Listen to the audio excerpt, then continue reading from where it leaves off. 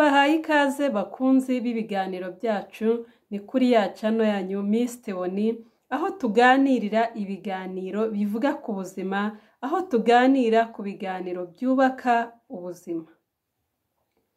Uyu munsi tugiye kuvuga ku kiganiro cyiza cyane kivuga ku bakobwa baboneza urubyaro batarabyara. Ese haba hari ingaruka bahura nazo? Ibyo byose tugiye kubireba mu kiganiro cy'uyu munsi. Niba rero ari ubwa mbere ugeze kuri channel yacu, kora subscribe, ukore share ku nshuti zawe, nabo bamenye ibyiza by'iki kiganiro, cyane cyane uhereze urubyiruko bamenye niba se koko hari ingaruka ziba ku mwana w'umukobwa waboneje urubyaro atarabyara. Niba kandi hari ikibazo wibaza, nimba hari igitekerezo, twandikire muri komenti, turahari ngo tugusubize, turahari ngo tujye inama, twubake ubuzima buzira umuze.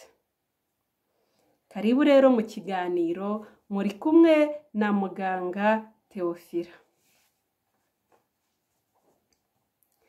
Impamvu nateguye kino kiganiro nuko nzi ko hari urubyiruko rwinshi cyangwa se abana b'abakobwa benshi babwirwa ibihuha, babwirwa inkuru zitari zo, bigatuma batinya kujya kuboneza urubyaro. Rimwe na rimwe ugasanga bamwe bari kubyara mu buryo butateganyije, abandi bari kubyara batabyiteguye. Icyo kintu rero nabateguriye ikiganiro kiri bugukurireho izo mpungenge zose wari ufite, naguteguriye ikiganiro kiri bukumare ayo matsiko yose, hanyuma nawe nk'umuntu mukuru ugakora igikwiriye.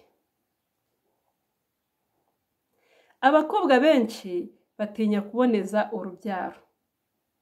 Gusa icyo nakumaraho amatsiko, kambanze nkubwire ko kuboneza urubyaro ari ibintu byiza kuko birinda abantu kubyara imbyaro zitateganyijwe. Ikindi bituma abantu barushaho kubaho bakora mu gihe bifuzamo, cyangwa se bakora imishinga yabo nta zindi mbogamizi bafite. Ikindi bituma abantu babyara abana bashaka cyangwa se bagennye kuzabyara.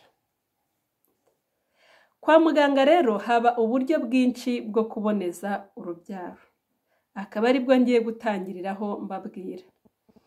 Kwa muganga haba uburyo bukoresha ibinini, haba uburyo bw'urushinge, haba uburyo bw'agapira, ni agapira bashyira mu kaboko, hakaba n'uburyo bw'akandi gapira gashyirwa ku nkondo y'umura aribwo twita diyo. Ubu buryo bwose rero ni uburyo bwemewe kwa muganga, ni uburyo bukoreshwa kwa muganga, bugakoreshwa mu buryo bwo kuboneza urubyaro kugira ngo umuntu abyare abo ashoboye kurera, abyare abo yumva yifuza mu mibereho. Igihe cyose wumva ukeneye kuboneza urubyaro, ubu buryo wabusanga kwa muganga. Reka twigarukire rero ku kiganiro cyacu nyamukuru. Wibazaga uti, ese umukobwa utarabyara ashobora kuboneza urubyaro? Ese nyuma yo kuboneza urubyaro nta ngaruka ahura nazo?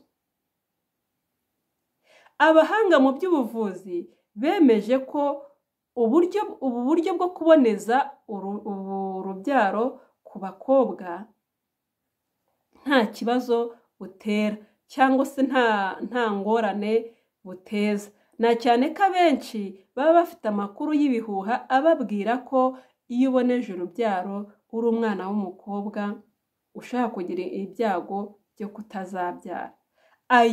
Izo nkuru z'ibihuha rero nizo naje kugusobanurira ngo uzikureho, wumve amakuru y'impamo, wumve amakuru ari bugufashe kumenya uko witwara nk'umwana w'umukobwa ukeneye kuzagira ejo heza. Ubu buryo dukoresha kwa muganga bw'ibinini cyangwa se uburyo bw'agapira, uburyo bw'urushinge, emwe n'agapira ko ku nkondo y'umura.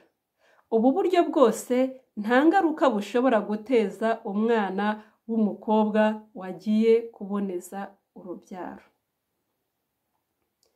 Nta n'ikibazo kidasanzwe bwamutera ku bijyanye no kubyara mu gihe cye kizaza. Hari ingaruka nke cyane bishobora kumuteza, ariko izo ngaruka nta buri muntu wese uboneza urubyaro aba ashobora kuba yahura nazo bitewe n'ubwoko bw'imisemburo ye. Ingaruka ya mbere ishobora kuba ku mwana w'umukobwa waboneje urubyaro atarabyara ni imihindagurikire y'imihango. Hari ushobora kuba yagira imihindagurikire y'imihango, akajya ajya mu mihango kabiri mu kwezi, cyangwa se akirenza ukwezi atagiye mu mihango.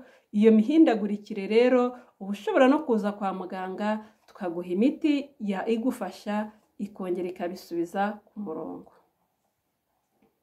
Icya kabiri nakubwira ni uko benshi bafite ibihuha bibabwira ko bashobora kutazasama igihe bazaba bashaka kubyara mu gihe kizaza. Ariko siko kuri rwose.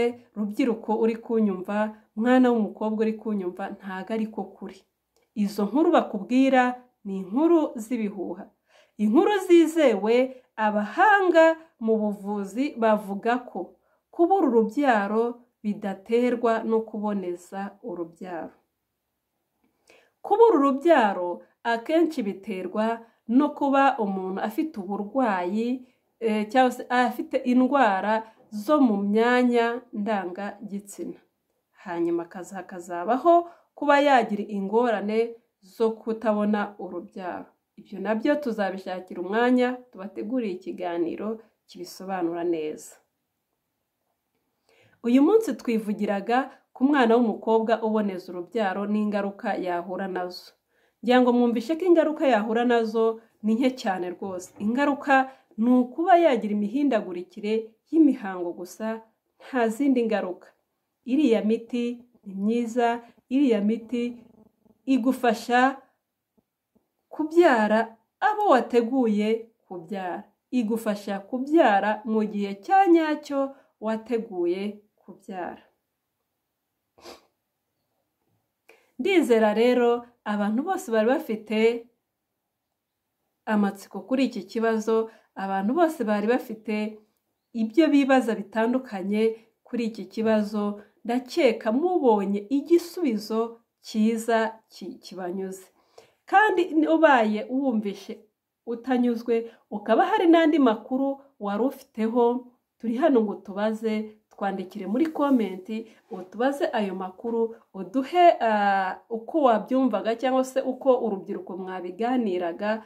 Ayo makuru nayo tuyamenye, turusheho kubasobanurira, turusheho kubaha inama zibafasha kandi zubaka ubuzima bwanyu. Murabizi neza ko urubyiruko nizo mbaraga z'igihugu. Ubaye ejo uteruye uruhinja, mu kundi kwezi ukaba uteruye urundi, ntabwo biba za mbaraga zawe ntabwo zikoresha icyo washakaga gukora. Rero buri muntu wese amenye guhitamo, buri muntu wese amenye kwihitamo kandi kwiyitaho, kandi umenye guhitamo icyo ubona gikwiriye cyakugirira akamaro. Kubana natwe ni iby'agaciro kuri wowe, kubana natwe ni iby'ingenzi kuri wowe, kuko nawe urahungukira byinshi bifasha ubuzima bwawe. Urahungukira inama nyinshi zivuga ku buzima. Aha kuri channel yacu tuvuga ku buzima, aha kuri channel yacu twigisha abantu ibijyanye n'ubuzima, tubaha amakuru yizewe, tubaha amakuru y'impamo agufasha kugira uburyo witwara mu buzima bwawe. Niyo mpamvu tugusaba ngo ikiganiro ugisangize inshuti zawe, ikiganiro ugihereze abavandimwe, nabo bamenye aya makuru meza, nabo bamenye zino mpanuro, buri umwe wese amenye uko agomba kwitwara muri ubu buzima. reka turengere ubuzima, reka twubake ubuzima, tugire ubuzima buzira umuze. Abanyarwanda bajya baca umugani ngo amagara yacu nibwo bukungu. Nta muntu rero wakwifuza gufata ubukungu bwe ngo abusandaguze hirya no hino cyangwa se abwangize. Iteka aho ubukungu bwawe buri uhora uhahanze ijisho, uhora uhakurikirana, uhora uhitaho. Reka natwe rero twite ku bukungu bwacu dufite ariyo magara yacu.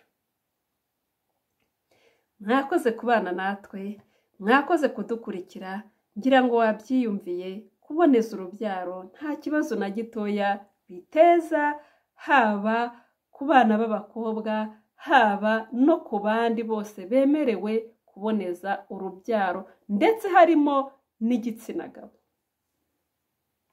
Mukomeze mugubwe neza, Uwiteka akomeze abafashe, turabakunda, muri ab'agaciro kuri twe. Ni ukuri mujye muba hafi, mwumve ibiganiro byubaka ubuzima. Bye.